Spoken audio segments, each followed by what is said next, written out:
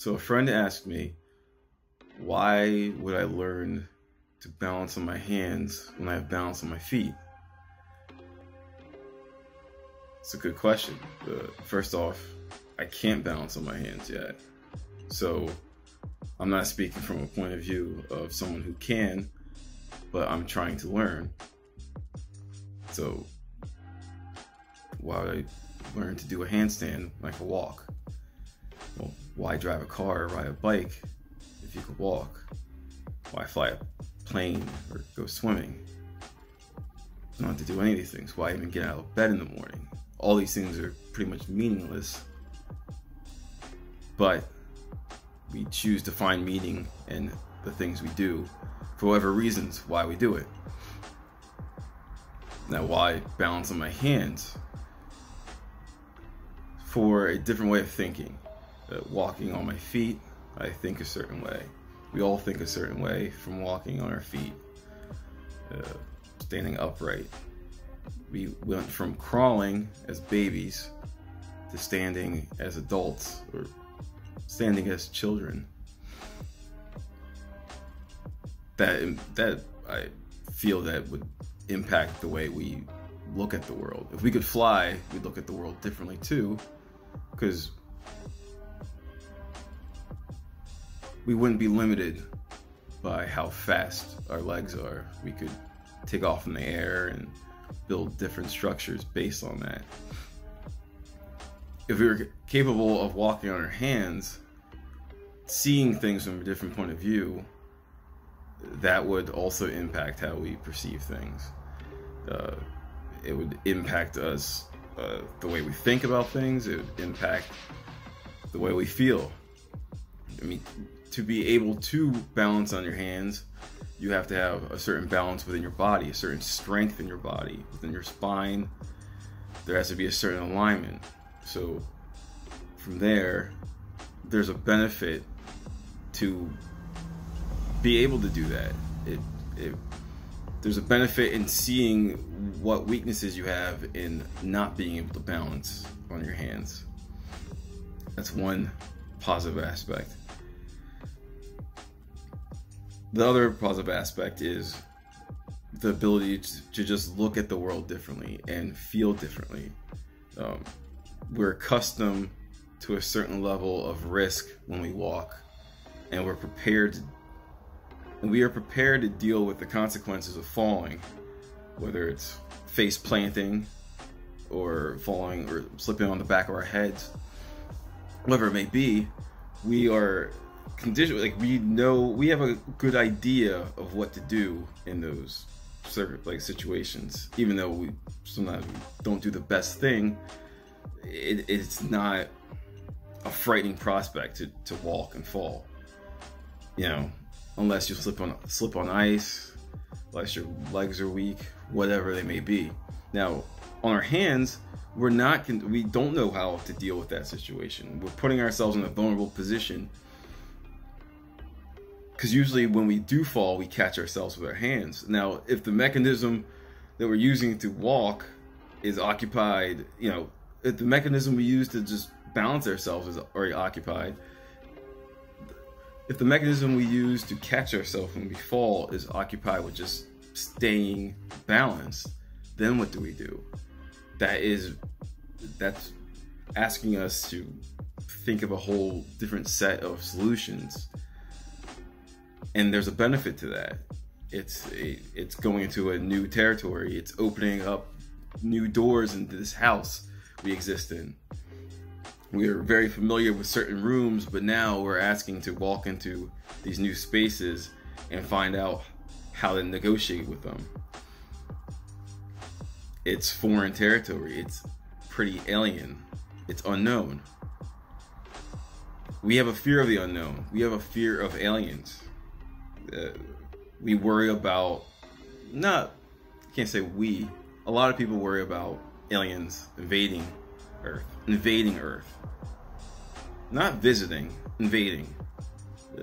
There's an idea that a foreign being from another planet or wherever it's from can either be hostile or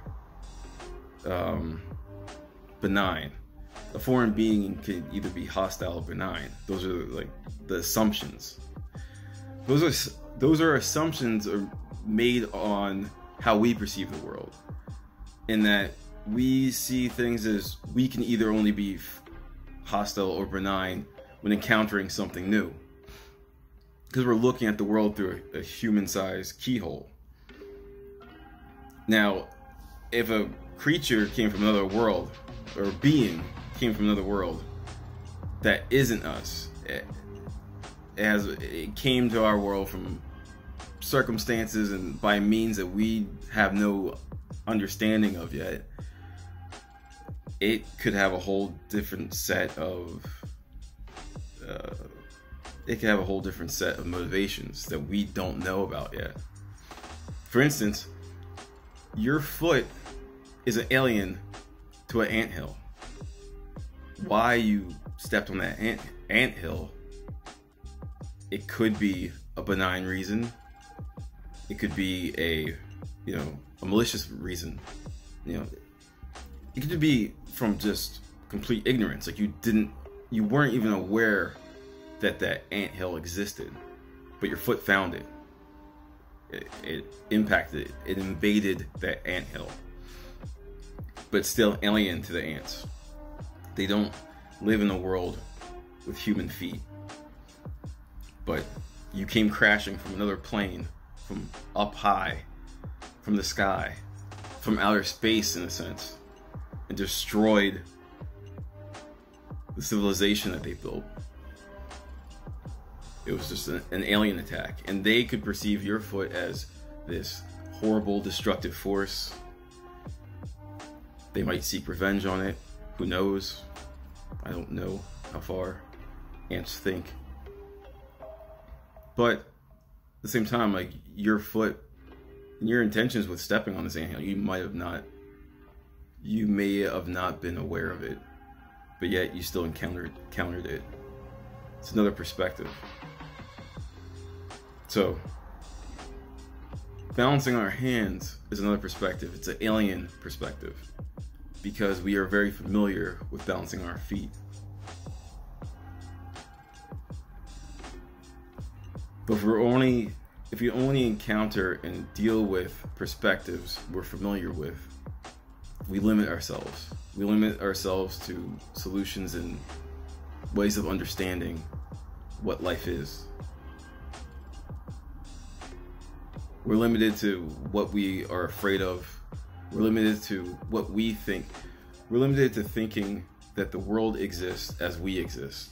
That our fears, our hatred, our limitations are painted throughout the whole world and everything we encounter. That foot on the anthill, those ants must think of it, may think of it, as they think of other ants. They think of themselves. That foot on the anthill becomes a mirror. Actually, our whole world is a mirror of how we think of ourselves, how we see outside of ourselves through our keyhole, our human shape. So if we change that keyhole, expand it,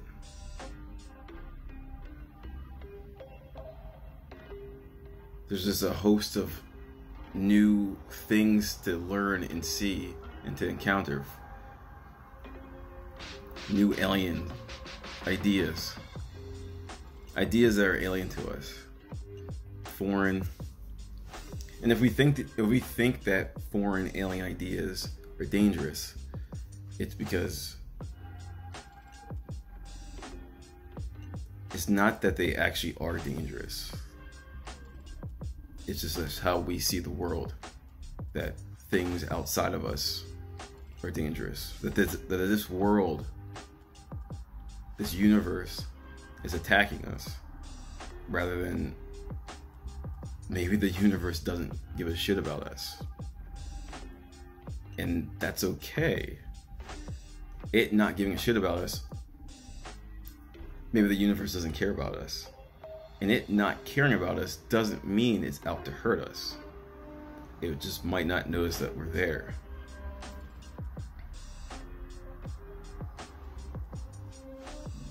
That may sound bleak, but only if you choose for it to be a bleak thought. It is what it is. It's just a thought. Why balance on your hands when you have balance on your feet? Because it looks cool.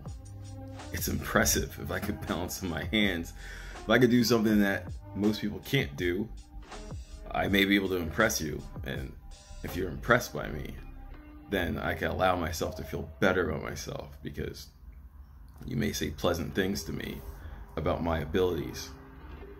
So that's the first reason why. Second reason why, it's because it's a way to see the world in a completely different way, a unique way. It's a way to encounter fear. It's a way to look past whatever fears are there, whatever limits are on the edge of that window we're looking out of, and then learn what actual truth is. Truth isn't the edge of our perception. Truth exists whether we're here or not. We're just seeing slivers of it at a time, whether we're walking or balancing on our hands.